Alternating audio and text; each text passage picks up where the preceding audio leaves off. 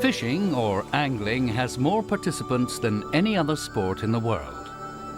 There are literally hundreds of species of fish man tries to catch, some to eat, others purely for the sport.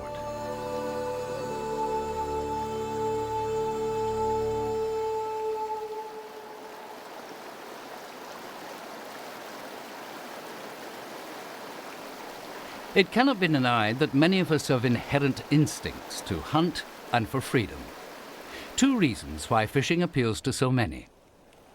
Whole communities in many parts of the world rely on fishing to survive, and with easier travel and wider knowledge of what's on offer, fishing is becoming global.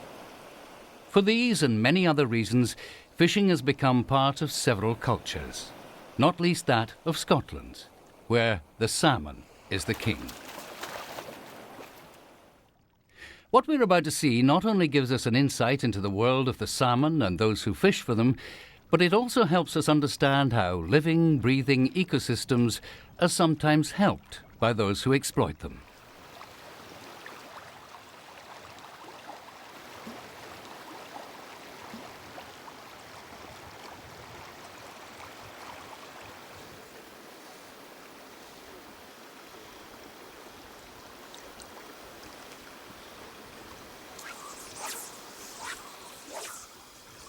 People are learning more and more each year about salmon fishing, but the mystery still remains. I mean, no one actually can explain why a fly can go past a fish's mouth time and time again and it won't show any interest at all.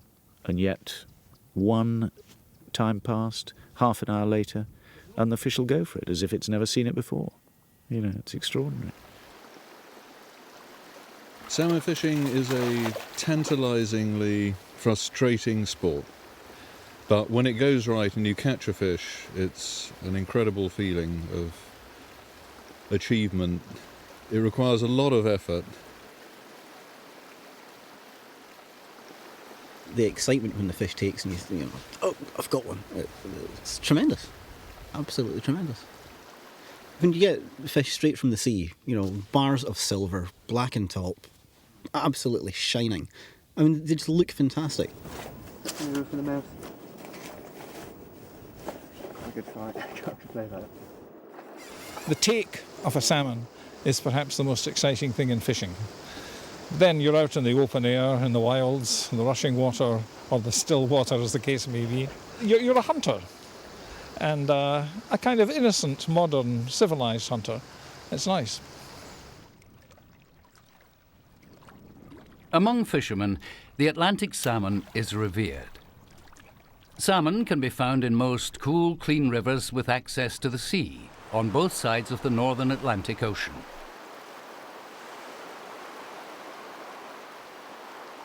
At one time, they occupied almost every river in Britain, but man's impact on their freshwater environment has meant that not all our rivers now contain salmon. In recent years, the number of adults returning to freshwater has declined dramatically. As a consequence, fishery managers and anglers alike are going through a necessary transition from pure exploitation to a more balanced and considerate approach.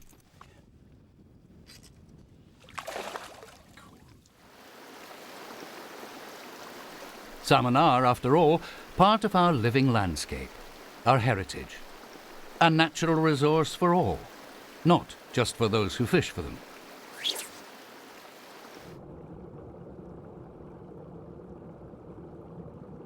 Salmon are migratory, spending part of their lives in the sea and part in fresh water.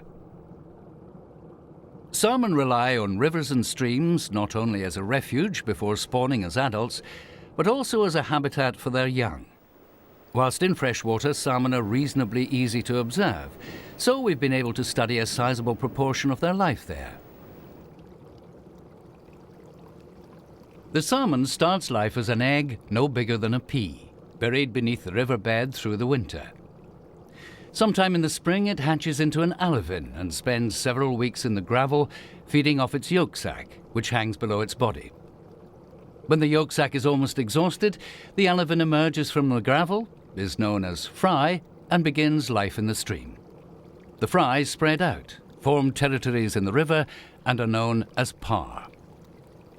They remain in freshwater as par for several years before migrating to sea.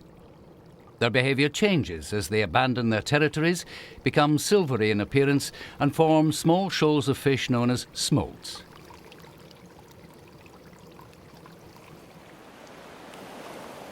Smolts migrate to sea in the spring, and once there, they're lost from view, though the locations of their main feeding grounds in the Atlantic are known. They won't be seen again for over a year, when they return home to their distinct river.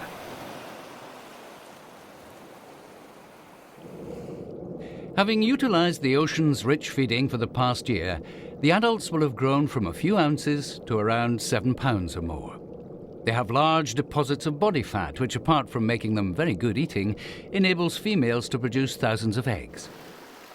Amazingly, they will return, along with the adult males, to the river of their birth to breed, starting the circle of life for the next generation. It's been said that until you've seen a wild salmon, you've not seen what a fish should be. Its streamlined shape and bright silver colour are complemented by its speed, agility and endurance. Even superficially, we can see that they are remarkable creatures with a depth of character that is charismatic.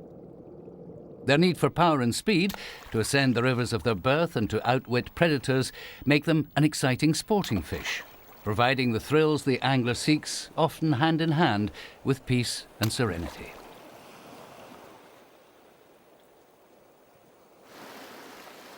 The angler and salmon form one of the most interesting predator-prey relationships, complicated by self-imposed rules and etiquette on the predator's behalf.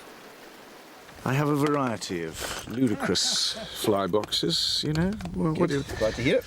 what do you select out of that mishmash? There's a little trouble, isn't it? That would do for your point, don't you?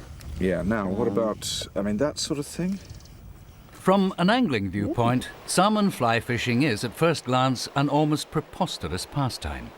Fishermen use inefficient methods and equipment which maximise the salmon's role in its own capture. It's about persuading the fish to make the first move in its undoing by deciding to take the fly. On top of these self-imposed fishing rules, adult salmon do not feed in fresh water, which makes the chances of getting one to take a fly even more remote. Conveniently, this also provides another excuse no wind, bright sun. for the unsuccessful angler. See, they've been fished at a fair bit, these fish. They've been coming up and down with the tide now. They're just never going to get caught in this sort of weather. These sort of conditions, perfect conditions really for a day on the beach.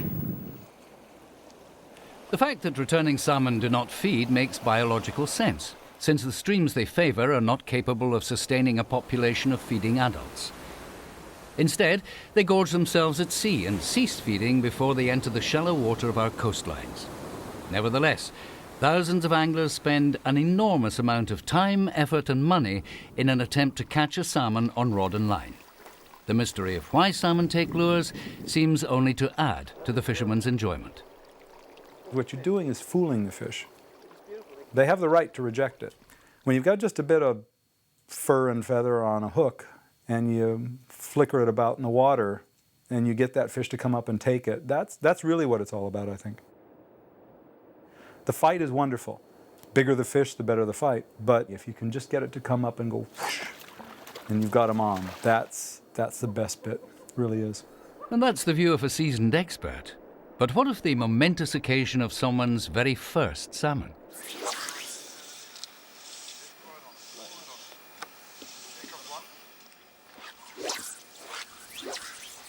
It can be such a tense affair that it's almost impossible to enjoy it at all, until after the event. Oh, come on. Oh, this is ridiculous. When I've ever fished before for salmon, it's always been blind fishing, unless they jump, say, once or twice. But here, they're just everywhere, big shoals of them, and you're so close to the sea, they're so fresh.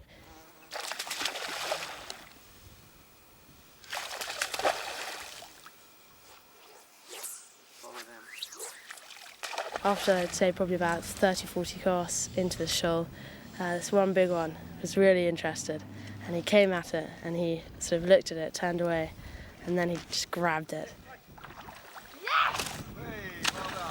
All I could think was like, don't lose it, don't lose it. and it was off, zoomed off. You hear the reel sort of, it's brilliant. Come on, Mr. Fishy. Big game. It's not over yet. After about 10 minutes, I thought, fingers crossed, this is it. I'll get it in.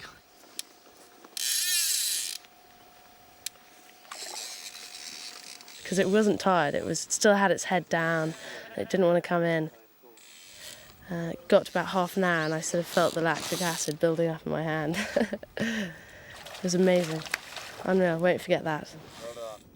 How long did it take? 45 minutes. 45. That deserves a drink. I'm not sure if I can hold it much longer.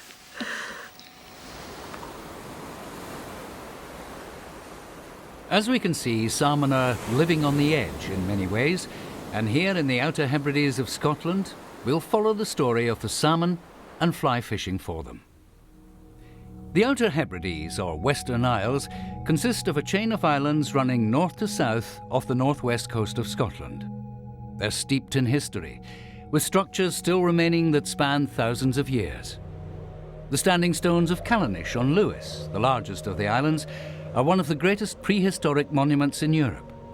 At 4,000 years old, they're older than the blanket of peat, which covers much of the island.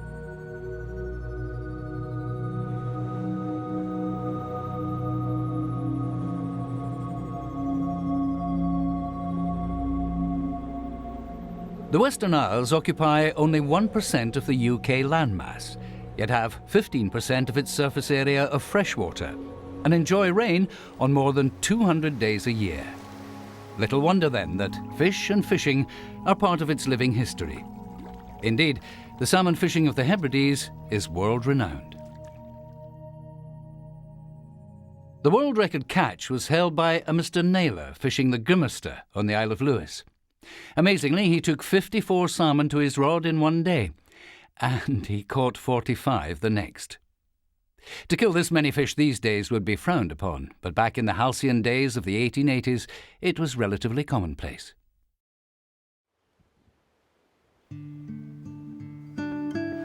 It's mid-June, and the short summer is well underway.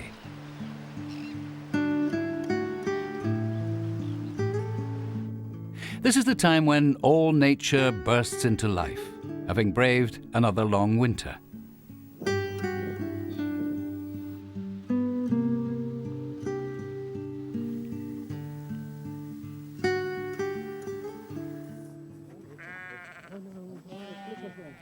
The growing season is short here, and local crofters are busy tending their flocks. Earning a living in this would-be paradise is difficult, and the rigours of such an existence tell upon the dwindling population. Few youngsters are continuing the traditions of their forefathers. Instead, they head for Stornoway, the Hebridean capital, or for the towns and cities of the mainland. But what a world they're leaving behind.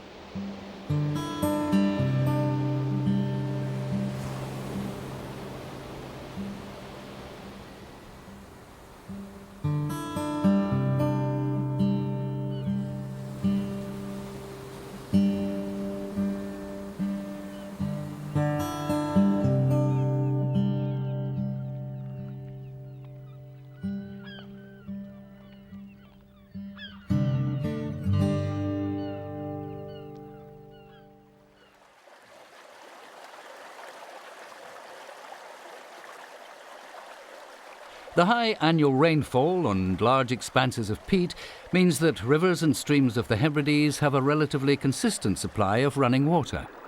The peat acts as a sponge, releasing moisture slowly into the streams, thus ensuring a constant flow of water even in the driest spells of weather. And this is one such stream, the Fhorsa. It's short when compared with many mainland rivers, but encompasses all the characteristics of a good salmon river. Importantly, there's suitable habitat for the young salmon, and the water is clean and oxygen-rich.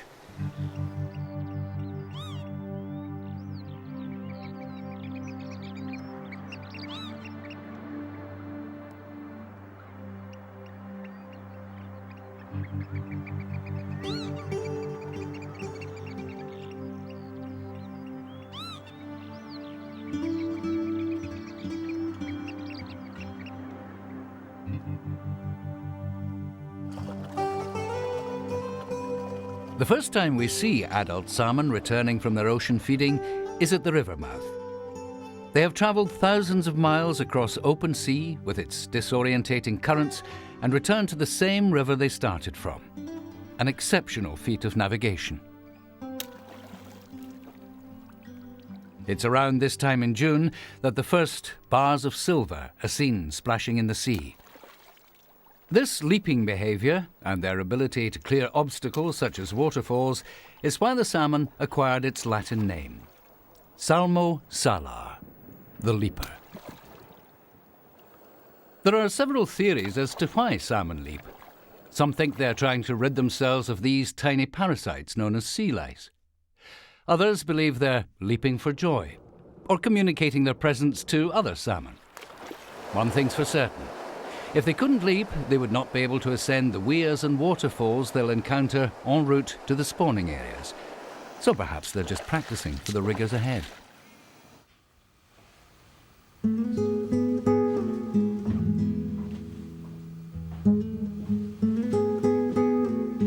For 4 months, while the salmon run the river, the lives of many in this small community change dramatically. Fishing lodges and guest houses open up. Sea and night patrols to protect the salmon from illegal fishing begin, but perhaps it's the fly fishermen who anticipate their arrival most.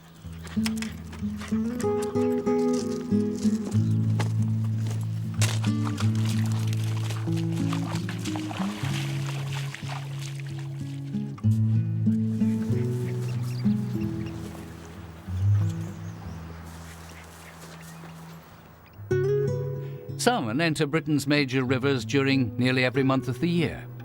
However, here in the Hebrides, nearly all the adult salmon return in the summer months, from June through to September. The vast majority are known as grilse, fish which have spent only one winter feeding at sea.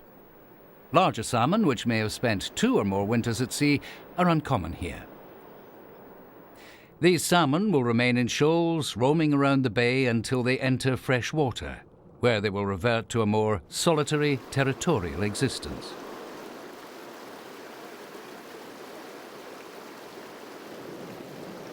They require rainfall and the subsequent high water levels in order to ascend these small, steep rivers. In periods of dry weather, which frequently coincide with the return of the summer salmon, they cannot enter fresh water. Instead, they congregate around estuaries in large shoals. This bottlenecking is a dangerous time, as they are highly visible and a relatively easy target for natural predators, particularly humans. The salmon don't know much about this and are compelled to act on their instinct to enter fresh water as soon as they can. This is not as easy as it sounds, since the river is unique in its geology and poses its own set of problems for returning fish. The main obstacle is that they have to wait for the right conditions to make it across the shallow beach into the deeper pools of the river.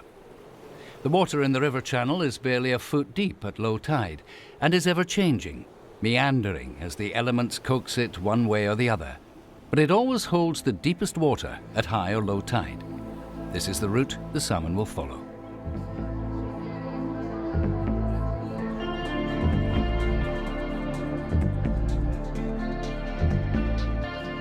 Every day, twice a day, the tide and the open water it provides floods the sands. And twice a day, it recedes.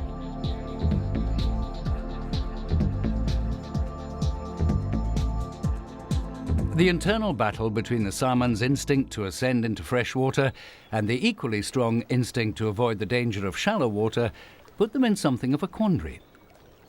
The outcome of this is that for the most part they follow the tide in.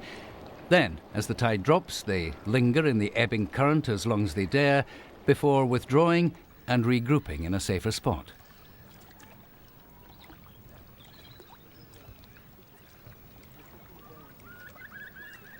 Notice how the salmon lie facing the current, whichever way the tide flows. They're behaving in a similar manner as to when in the river.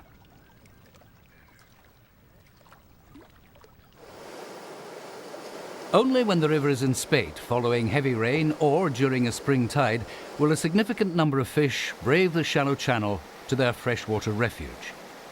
Rain is somewhat unpredictable, though fairly regular here in the Western Isles. Tides, on the other hand, are entirely predictable in every way. There are spring tides twice a lunar month, as the sun and moon align, pulling together on the ocean. When high river levels and spring tides coincide, it's likely that most of the fish lingering in the estuary will reach fresh water. Until this happens, the fly fishers who come here from all over the world embrace the unusual practice of fishing for wild Atlantic salmon in salt water.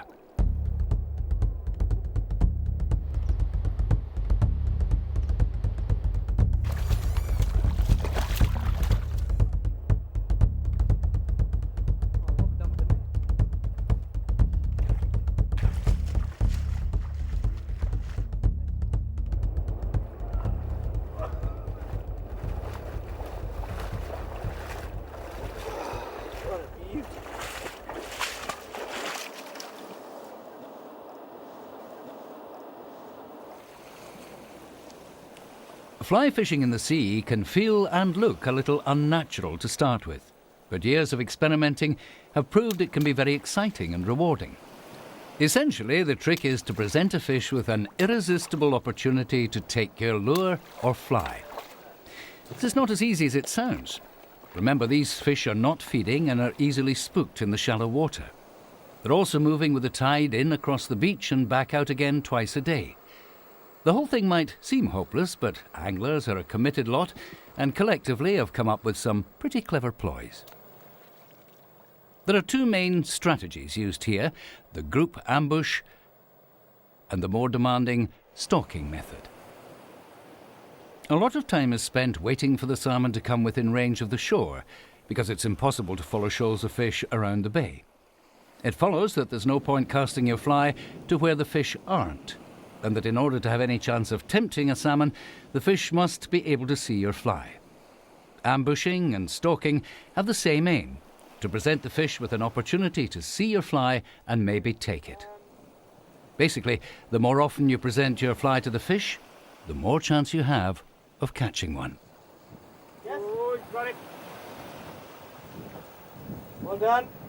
Years of accumulated knowledge of where and when salmon are likely to pause the longest has made this piece of water popular, especially on the ebbing tide. We know the shoals will pass here, sometimes lingering for several hours somewhere along this deep channel. The shore is easily accessible and there are no obstacles to get snagged on, but the slippery seaweed underfoot makes wading dangerous, so having several anglers positioned strategically as opposed to one running up and down is far safer. Arranging several anglers side by side ensures the salmon can be fished over wherever they are in the channel. The group is working as a team. The inexperienced young boy is just as likely to have a fish in front of him as the seasoned expert. Everyone enjoys the success of others, especially someone catching their first fish. Ultimately, the angler, no matter how competent, relies on the fish to make the first move. Experience teaches us that this is more likely to happen under certain conditions, but there are no absolutes in salmon fishing. The conditions which theoretically offer the angler the best chance of finding a fish in taking mood also make it difficult to cast. Ideal conditions here include a brisk wind, overcast or broken skies, moderate tide rip and slightly discoloured cool water. Salmon also seem more likely to take when holding position against the tidal current.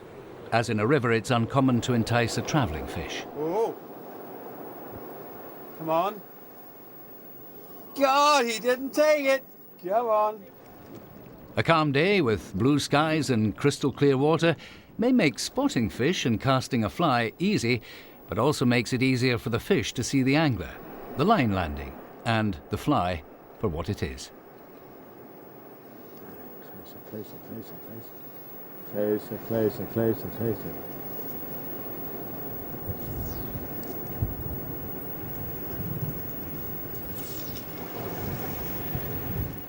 Warm water and the low oxygen levels that result also make salmon both lethargic and unsettled. These fish aren't going to be caught today. But just try and stop this lot from trying.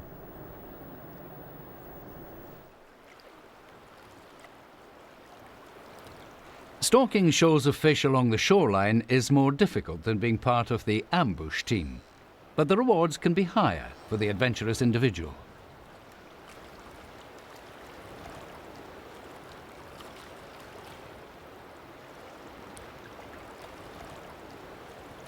It's handy having someone nearby with a landing net, because beaching a fish here takes on a whole different meaning.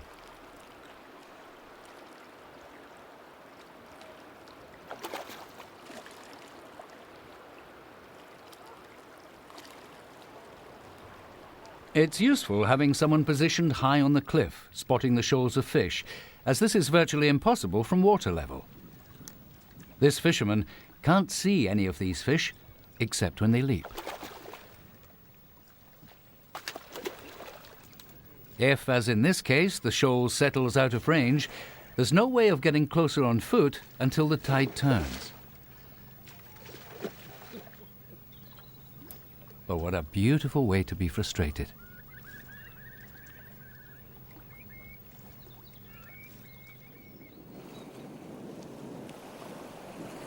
This tireless predator doesn't know when to give in, going to great lengths to get near the fish in this craft known as a belly boat. By using a belly boat, it's possible to get near fish in deep water without a boatman, and to have your hands free in order to fish.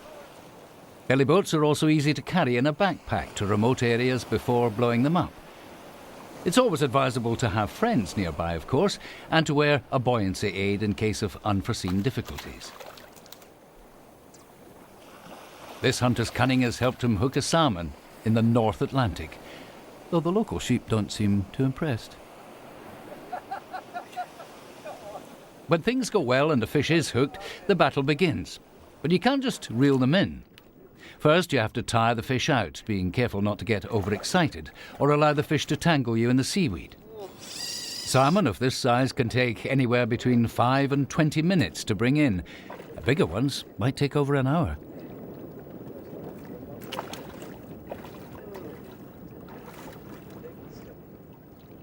Many an anxious moment passes during the fight. And when, finally, the net swings under the prize, there's a sense of achievement in succeeding against the odds. As a bonus, fish caught in the sea are as beautiful to look at and as delicious to eat as any you could imagine.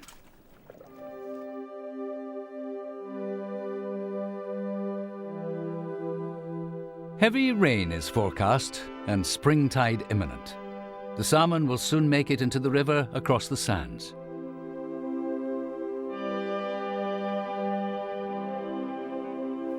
These anglers know that the next hour or so is going to be their last chance to catch salmon in the sea for a whole year.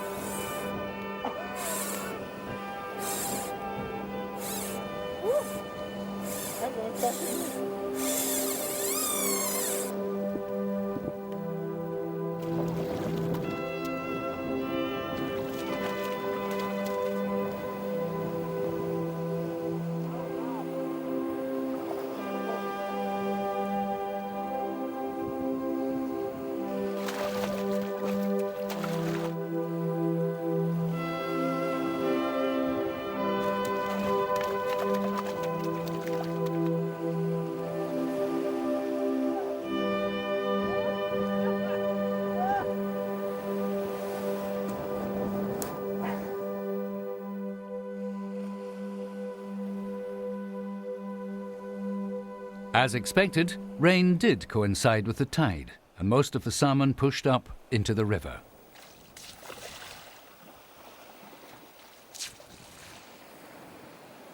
Some didn't make it all the way to their deep water refuge and are trapped in these small pools on the beach.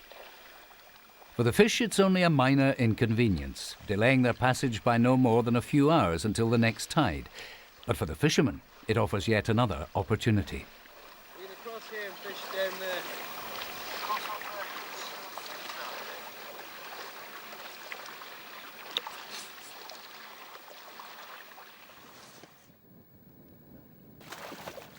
In situations like this, with no obvious cover for the fish or angler, absolute stealth is necessary, or the fish will become edgy, impossible to catch. The angler stands well back from the edge of the pool to ensure the fish can't see him, casting across sand to reach the water. Time after time, the fly passes over the fish with no response.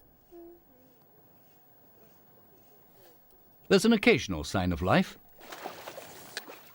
And after a few casts, just as the angler is coming to the end of the retrieve, a fish takes. Yes. Oh, you. The fly that nearly bore fruit on this occasion was a Curry's red shrimp. To the neutral observer, fly choice should be irrelevant. After all, we're fishing for a creature which isn't eating. However, there are literally thousands of patterns to choose from. And don't be fooled. It's just an excuse for the fishermen to have jewellery boxes.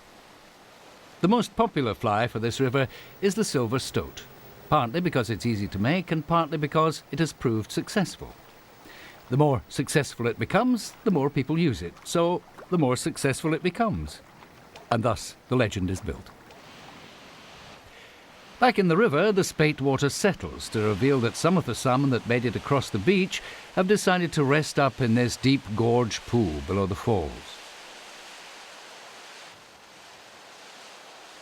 Here, it's sometimes possible, with the aid of Polaroid glasses, to observe the salmon and their reaction to flies. The interesting thing is how often salmon twitch or move to a fly without actually taking it or breaking the water's surface. The only real sign to the fisherman that a fish might be interested. What's going through the salmon's mind as it sees the fly approaching and flickering by? Maybe there's a turn of the head or a follow. How often does this happen all over our rivers and lochs? For the sanity of the angler, it's probably better that we don't know, as it's hard to tell from up here who's teasing whom. The age-old question of why a salmon should ever choose to take a lure when it cannot feed also comes up in situations like this. People have written big, thick books about it. Some people say that it's some kind of reversion to the time when they were very small fish, par in the river, snapping at every insect. I don't think they've got that kind of memory. It might be a reflection of their time in the sea when they really, truly do eat, and they eat lots and lots of little fish like small herring and so on. But simply, we don't know. I think some fish will take because they are inquisitive. At other times, I think fish will take something because their territory is invaded. So I think it's a variety of reasons, and I don't personally think there is one reason why every fish takes a fly. There's a million theories on why salmon take a fly. Nobody actually knows why salmon take a fly. It's black magic. Whether it's out of frustration or memory of eating, who can be sure? They always say it doesn't matter what fly is on, if it's the right time, right place, more or less the right lure will get it. Nobody knows. And I hope nobody finds out either. It's nice to have a mystery.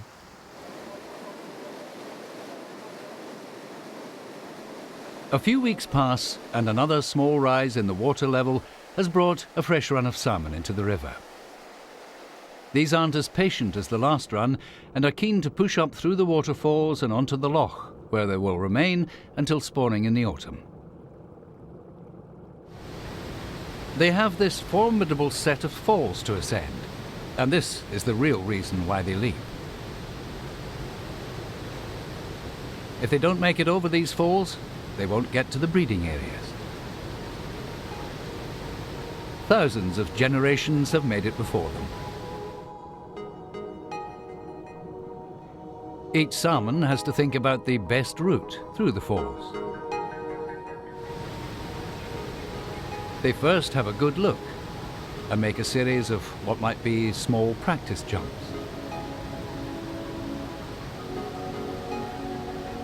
Then, when they feel they're ready, they commit themselves.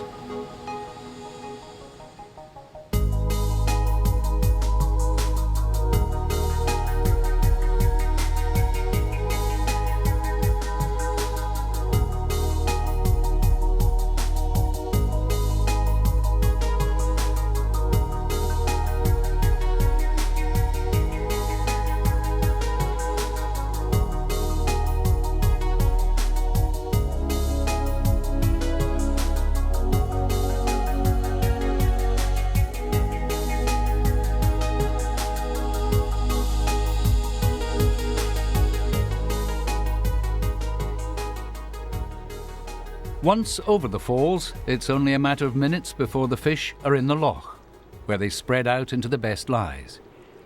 Initially, a loch looks as though one place is much the same as another, but below the surface there are ledges, boulders, weeds and currents, which all influence where a fish chooses to rest. The salmon have endured years of trial and adversity, and finally they've reached their resting place before spawning. You'd be forgiven for thinking that the fishermen would leave the salmon in peace. But no. Successful salmon fishermen share the same qualities as their prey: perseverance and determination. Skilled fishermen use their knowledge of where salmon like to rest to their advantage and concentrate their efforts on these areas. These same anglers spend lots of time improving technique, learning about the fish, water, weather and flies before anything near predictable catches are made. It only looks easy after years spent perfecting the whole business. By mid-September, most fish, like this one, have already lost the silvery sparkle of the sea as they physically transform into their spawning attire. Amongst other things, the darker colouring makes it harder for natural predators to see the fish in the peaty fresh water.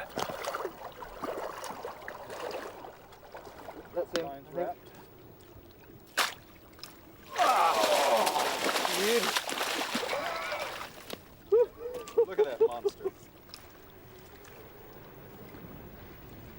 It isn't always easy to fish these productive places from the shore, as in this case, where a strong wind is making it difficult to cast. When things get tough, teamwork is again employed to help the cause. Armed with state-of-the-art fishing technology in the form of a rowing boat, the pair set out in what appears to them to be almost ideal conditions for loch fishing. They've amassed a huge database of where, when and how salmon have been caught here in the past under similar conditions. By using the boat, it's possible to get upwind of the salmon, making it easier to cast. It's also a very comfortable and sociable way of fishing.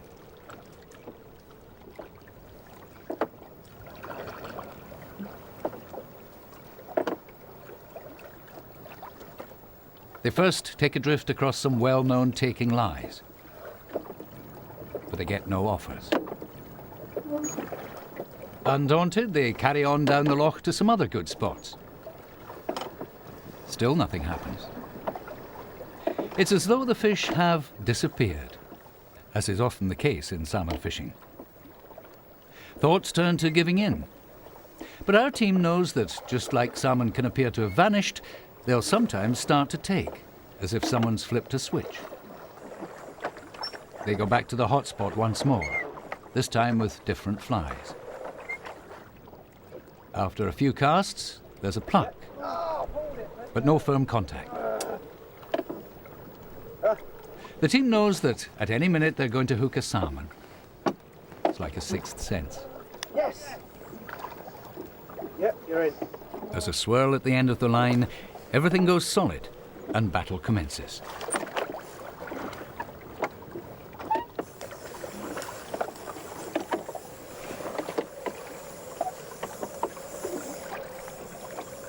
The boat is rowed away from where the salmon are lying so as not to disturb any other fish in the vicinity and spoil chances of getting another one later.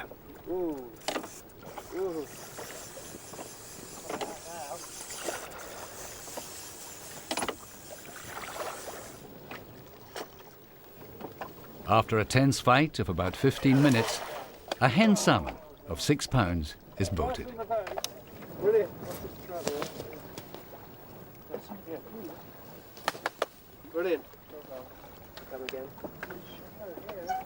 While conditions remain favourable, the pair head back to the same lie where they sense there are lots of fish. Again, the tension builds. But it isn't long before another fish is hooked. Oh, yes, in. Lovely.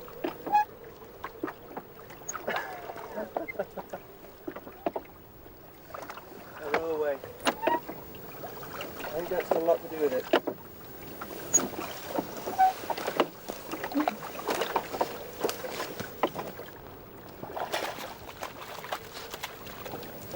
Net them as well, you know, with the rod up. This one doesn't put up much of a fight and comes to the net within a few minutes. Lovely. Oh, yes. Right. The mutual feeling is that this magical period may still not be over. So quietly, the boat drifts back towards the lie and the pair swap roles. Another take, this time from a very acrobatic salmon.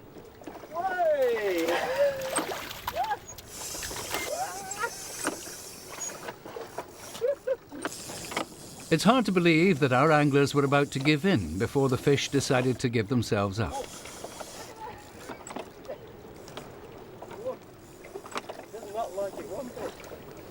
Soon the fish tires and is taken for the pot. Oh, no.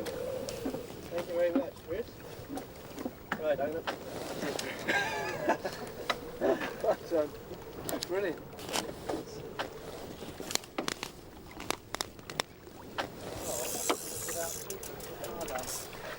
Almost immediately, another salmon is hooked, which again is safely netted to end a wonderful day's sport. One more time. Gotcha! Oh, oh. The dark red colouring and large hooked jaw tells us he's a male or cockfish who's been in fresh water quite some time. Salmon as dark as these have usually used up a lot of their fat reserves and are not very good for the table. The tradition is to return them so they have a chance to breed. The practice of returning fish to the water alive is known as catch and release and is not reserved purely for stale fish. Here in the Hebrides, as is the case all over the world, salmon in good condition are also returned alive to the water, even if this beautiful silver fish caught in the sea would have tasted delicious.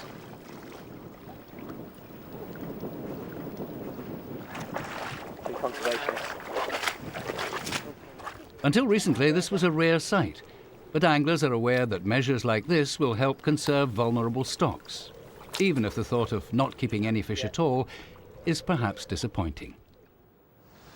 I'm not keen on pure catch and release because this means making the salmon a kind of plaything.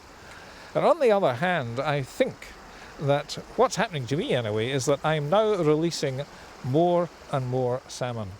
I'm not keeping. I don't need all the salmon I catch, not that I catch all that many. To try and, catch a ton of fish and just brag about it isn't what it's about. It's about having one for the pot and enjoying it. It's lovely. I like the idea that they can go back and they can be the next generation. In many isolated regions of the United Kingdom, the money and employment generated from angling tourism provides a lifeline for fragile rural economies. Fish numbers are declining so markedly in some areas that without catch and release, a total ban on fishing might be the only other option available to help protect stocks.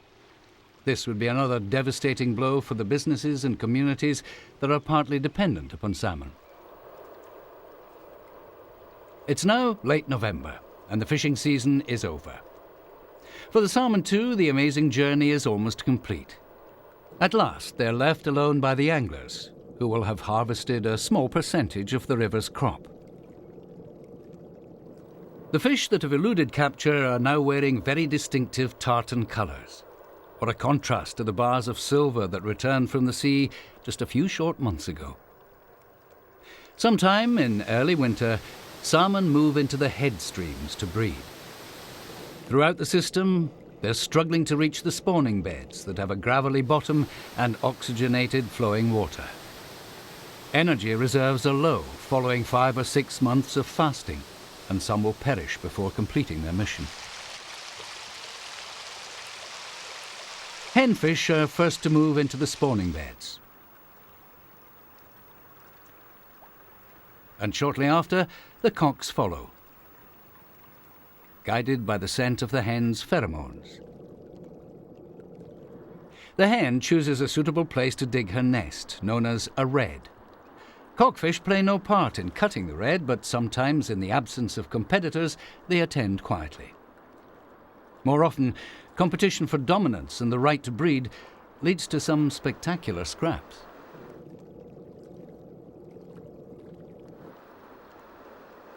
Throughout the spawning period, cockfish will tirelessly patrol territories, fending off other males. Only the strongest will pass on their genes.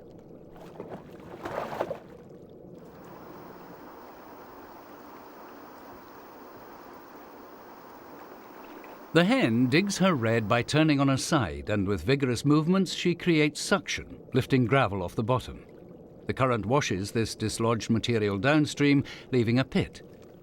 The presence of flowing water is therefore an important factor the hen will consider when choosing her nest site, and is important for the digging process and replenishing the oxygenated water vital for the egg's survival. Once the nest is deemed satisfactory by the hen, the pair mate. The cloud of milt is washed over the eggs and fertilization takes place immediately. Once this is completed, the hen repeats the cutting process a little upstream, and the dislodged gravel fills in the first nest and creates a new one. This process is repeated until all the eggs are deposited. The spent fish are completely exhausted after their vigorous activities during spawning time, which comes at the end of months without food.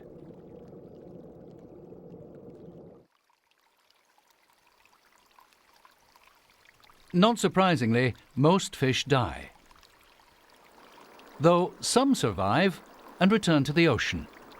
But only about 5% will make it back again to spawn. For most salmon, time is up.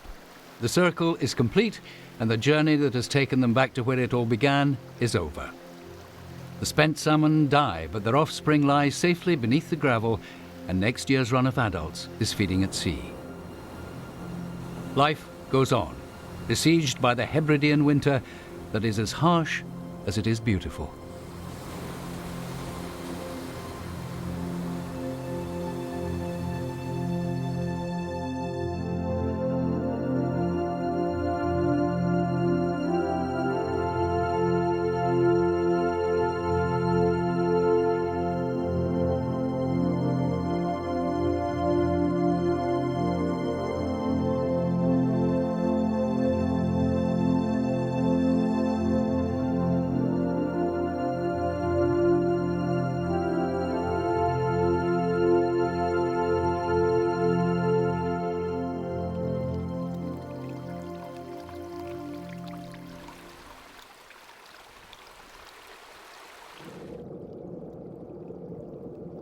The salmon is a creature which comes under political and legal attention from many parties with different motives. Although generally well managed, the health of the rivers, which form the backbone of the salmon's life cycle, are at the mercy of not only the lawmakers, but all those who live, work and play in their vicinity. However, at sea, the salmon travel oblivious of countries' borders and fishing quotas. Whilst we generally know in broad terms how to manage the populations in freshwater, we have no control over what happens in the sea. Now, if we then consider that in the last 30 years or so, the survival of smolts, that's the stage that leaves the river and goes into the sea, has declined in saltwater by around 50%. We start to get an idea of where the problems are arising. Given the delicate population that returns to freshwater, the role of the angler and his relationship with the salmon becomes increasingly important. It is the sport, the income it generates, and the passion of those involved in fishing which drives the desire to protect the salmon's future. To that end, the fish that are killed are unknowing martyrs, indirectly helping future generations of their species. In terms of my catching a few every summer, I don't feel bad about that. Thousands get through, so my 2 or 3 really make no difference at all. In recognition of the salmon's importance, more and more groups are working together to protect its environment and ensure they return for future generations to enjoy. For this is a remarkable animal and a national resource of which we can all be proud. What we must do is manage the populations to the best of our abilities, but not expect too much from them. They will recover naturally if recovery is going to take place at all, but it might not be within our lifetime. So probably at the moment the major challenge facing the Atlantic salmon is not so much the salmon itself, but the people who express an interest in the salmon. In other words, perhaps we should be thinking about educating and managing people rather than the salmon. People who express a great interest and a great love for this magnificent fish.